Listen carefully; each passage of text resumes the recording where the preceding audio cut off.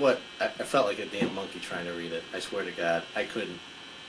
See, I think it was one of the easiest systems. I've taken a lot of game systems where, I went out and bought the system, and I didn't like the mechanics of it. So I just took the source material, threw it into the Palladium system, made a couple of tweaks here and there, and ran it with Palladium system. We just got the Savage Worlds system here, so. And you didn't like it so much on the first one. We haven't played it yet, but we're getting it all together. Speaking of that, if you're in the area, you want to come and play a game on Sunday, let us know, because the more the merrier. The more the merrier, because we'd like to start up. What do we want to start up? Necessary Evil? Necessary Evil was one of the first ones. When I went out and bought Savage Worlds, I bought the core rule book. I bought Necessary Evil, Necropolis, and either Sundered Skies or what's that other one where you go through the black hole? Slipstream. Isn't it Slipstream? Something like that, yeah. I'd like to play Solomon Kane. I think that looks way cool. So if we got some folks, we'll play a little of that. So you're more than invited. Come on, email us. Hey, I was talking to Bruce, one of our sponsors from the Armory, and about Solomon Kane, and he was telling me Fantasy Flight is coming out with a new game, and I've already ordered it for us. Cool. Conan is coming out with a new game, and I thought Conan was already a role-playing. Yeah, it's a role-playing game. They're coming out with a board game, and you play one of the major governments. You can be Apollonia, Stygia, or one of those. And Conan the whole time is going around the board doing all the books that Robert E. Howard wrote.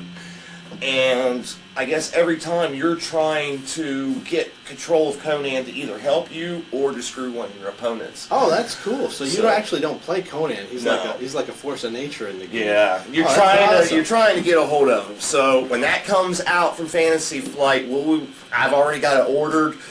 When it gets released, within a day or two, we will have it.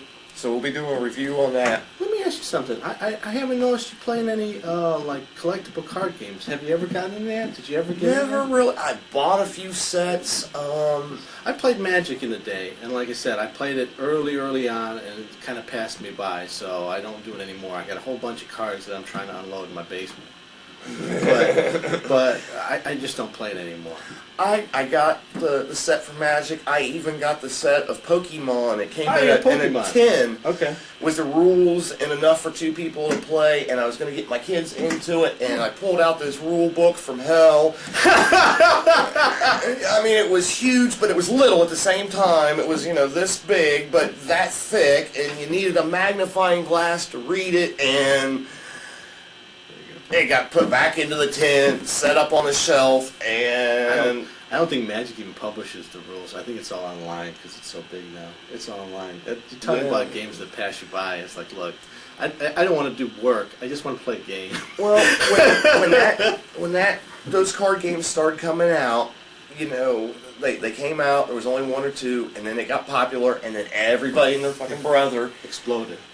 Started making them, and me and Handyman Jim was going to a game store.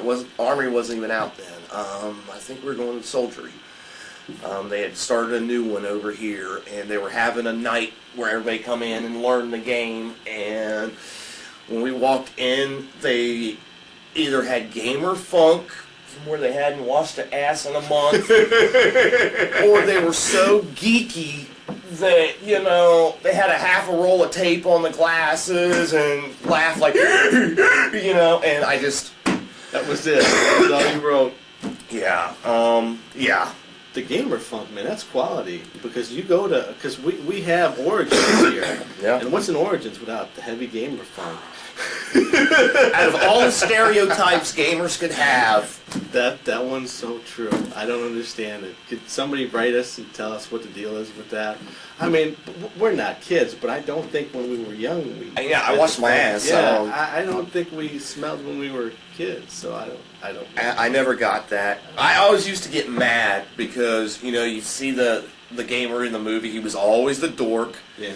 And they get the one cool guy in the whole movie to sit down and play, And then when he said it was okay, then the rest of the community said it was okay. They weren't geeks no more. That's right. It all opened up. Yeah. And that always used to piss me the hell off, because back in those days that was in my party days. So I was far from the uncool geek guy. I guess I was a cool geek. I played a lot of stuff with my dad, and it just kind of rubbed off on me.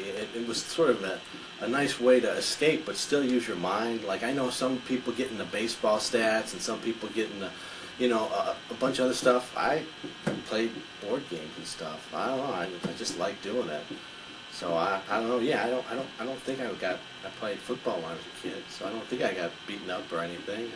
I was consider myself an average kid, so I don't know. I mean, we'd go to the game store and see those geeky kids, but everybody that I knew that played was always cool guys, and washed their ass, and I never. When I started hearing the gamer funk, I was like, what the hell's that? And then I found out, and you experienced it. Yep, that was it. Yep, say no more. Absolutely right. All right, so what else is on the list right now? I don't know. I've got so much stuff rolling around that I wanted to do. I've got more categories than we've got time to do them. You want to play the game? You want to play the Guess Lexicon's job? Guess Lexicon's job. Well, we know what Mr. Bootleg does, because we're in his bootleg studios. He's a tattoo guy. But what the hell do I do? We're gonna give him something for guessing, right? What do you want to do? We could probably come up with something. Yeah, we'll give you something. So, and if more people guess right, we'll throw it in a big barrel, and I'll stick my hand in there and pull it out. So we'll get you something. So that's the first ever official contest. Yeah, maybe each episode will give them some sort of hint as to what you do for a living. If it takes that long, I don't know. Yeah. I've only killed a man once, so just remember that. All right, y'all. I have no comment on that. That's right. All right, y'all. That was the end of episode 1. Have fun. Give us some feedback. We'll talk to you later. Bye.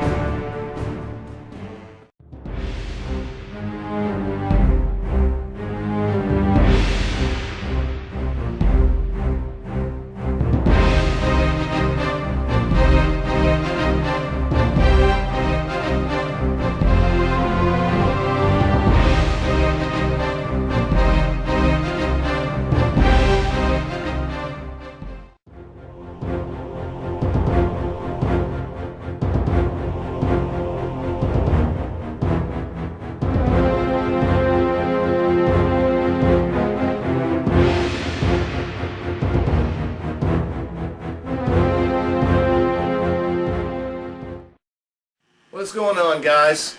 Lexicon's not here with me today, so instead of doing a whole bunch of nothing, I figured I would show you guys what some of the reviews are coming up, what they're going to be. So I got a few different ones, so let me just get started. There's a couple newer books for fantasy role-playing, Warhammer Fantasy Role-Playing. Shades of the Empire and the Career Compendium. Shades of the Empire, yeah, you might not need it. Career Compendium, I really like this. They took all of the careers from all the books and put them all in one book. And they actually added a few more to it. So it's a good book to have. They did it in a little bit different of a format, so good book to have. Especially if you don't have the whole series. If you got the whole series, well, one of the games we're going to be doing is Tides of Iron. I didn't put it out here. We picked up Tides of Iron and the Normandy expansion. There's another expansion that I'm looking at ordering here in a couple weeks.